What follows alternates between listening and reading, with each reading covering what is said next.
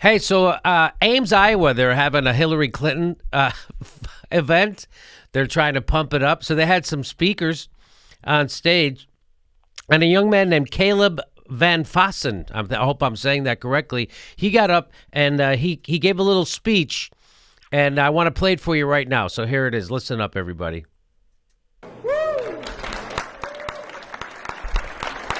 There he is coming up to give his speech. Are you guys ready for the election? Yes, we are ready for the election. My name is Kaleb Vanfosson, and I'm the president of the Students for Bernie Club, which is still going strong here now. President for the Bernie Club on campus. Important issues being talked about in this election cycle, and one of the biggest ones is student debt.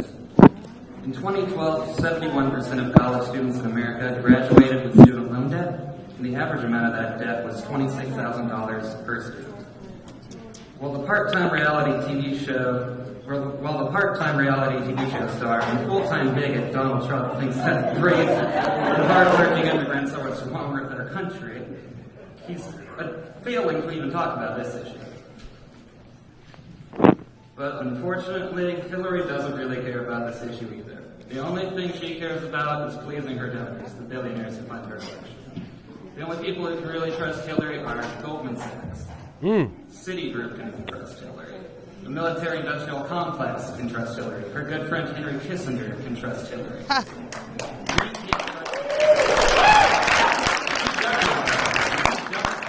She is so trapped in the world of the elite that she has completely lost grip of what it's like to be an average person.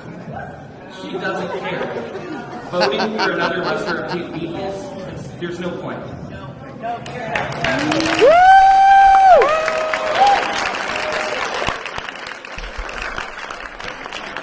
So that was that. And guess what? We have that gentleman on the phone right now. Not the guy who took him off, but the gentleman who gave the speech. It's Kaleb Vanfosson. Am I pronouncing your name correct, Kaleb? Yeah, that's exactly right. All right, fantastic. And there you are. I got your picture up over my shoulder. Handsome young man with his two adopted brothers. God bless you.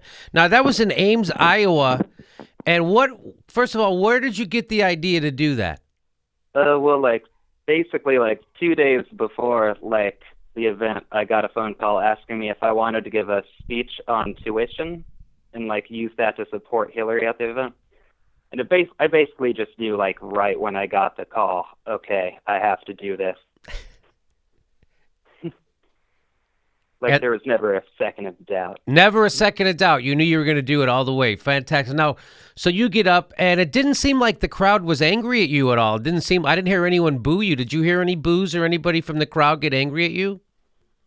No, actually. And when I, first decided to do that, I assumed they were going to boo me off and, throw stuff at me. But at least half the crowd ended up cheering for me. Now, how many people? It seemed like a small venue. How many people were at that venue? I'd say probably around 100, maybe. 100.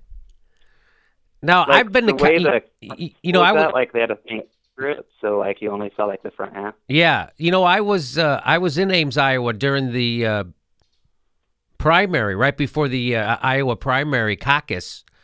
And I went to a speech that Bernie gave there, and there was about, I don't know, 1,500 people. We couldn't even fit people in. They were jammed in. You couldn't fit any more people in. And now he's giving speeches and 100 people are showing up. That's kind of a big drop-off, isn't it, Kaleb? Oh, yeah, absolutely. I mean, I did quite a bit of volunteer work on the primary campaign here in Iowa for Bernie Sanders, and his events were that. Yeah, his events were always packed. Now, let me ask you a question. What did the gentleman who pushed you, I call him gentleman, the guy from the campaign who pushed you off stage, now tell me what he said to you afterwards. Oh, well, he basically dragged me back behind the curtain where, no one in the crowd could see it.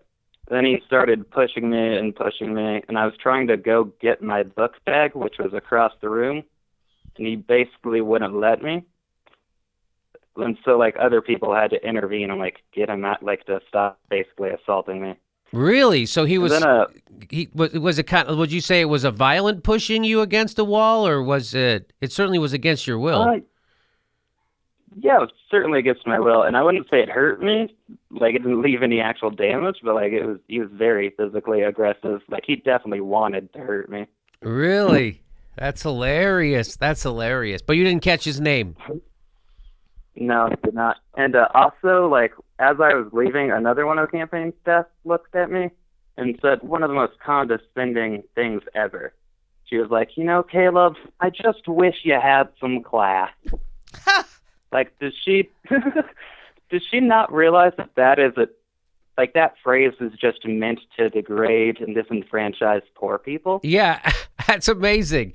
Yeah, it's just yeah. I mean, the undertones of that is kind of unbelievable, right? Yeah. It's the have a little class, a little respect for the upper class. That's what they're talking about because what is that? There's a great quote that well-behaved women seldom make history, right? Remember that? So that's what you should have said back. You should have said back to that son of a bitch from the campaign.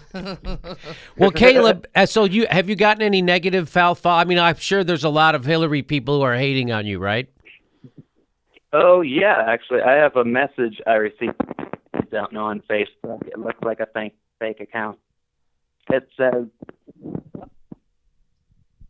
you and your family, that they slit your throat, skin you alive, and feed you to the pig. Yeah. Fucking kill yourself. And then the fucking kill yourself is in all caps, which I think is a little bit of like overkill. Yeah. They could have just left that lowercase. Yeah, so anyway, but you don't seem to be too bothered by it. Anybody who's in public life gets that stuff all the time. And I've been getting that stuff since the internet started. It's so unbelievable, right? Like, used to be able to do a stand-up comedy show and go home, and it was over. People enjoyed it or they didn't, and that was that. And now they get to go home and tweet at you and Facebook message you and send me emails about how much they hated me. And it's been going on for, like a decade now, so in my life anyway. But it's funny, all these Hillary-supporting journalists acting like it's only happening to them.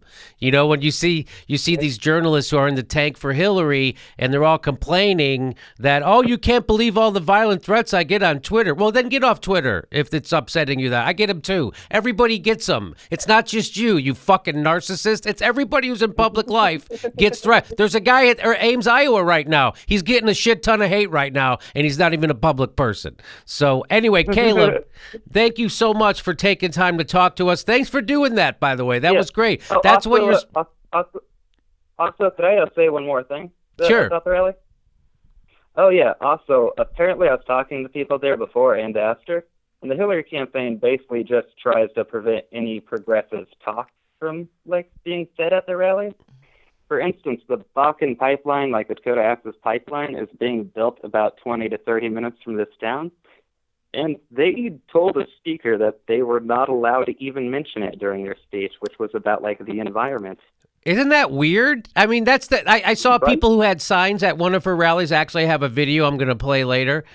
And there was people who had signs that said no DAPL, right? Dakota Access Pipeline.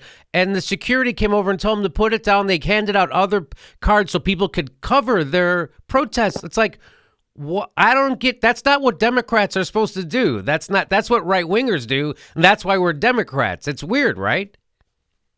Yeah, exactly. So I don't understand. I'm not voting for that party. I'm not a Democrat anymore. I used to be a Democrat. I'm not a Democrat. Democrats became Republicans, and Republicans became batshit crazy. Mm-hmm. So it's time for a progressive party. Who are you voting for? I actually voted early. I wrote in Bernie, and then I voted down ballot Democrat. Okay, sounds good. All right, there you go, writing in Bernie. I'm more of a trying to get a progressive party outside the Democratic Party. I'm voting for Jill Stein so they get that 5%. So, I'm just I actually have some good progressive, pretty fairly progressive people on my ticket, and I got to vote for them above Chuck Grassley and Steve King. Chuck Grassley, huh? Anyway. Listen, Kaleb, thanks so much, and we look forward to your further demonstrations. That was great. Your civil disobedience was fantastic. I wish you would have just like made that guy throw you off the stage, though. Like if you would have just stood there, you know what I mean? Yeah. Like you were a little too polite to that guy. I figured just like being peaceful and like I had already said basically what I wanted to say, you know. Yeah. Yeah, I can't. Yeah, you got it out. It was really well done. I really hats off to you, man. That was really good. That took courage, and I appreciate you doing that. Thanks. Okay, thanks, Kaleb. Take care, buddy. Yeah, thanks. Have a good one. All right, you too. Bye-bye.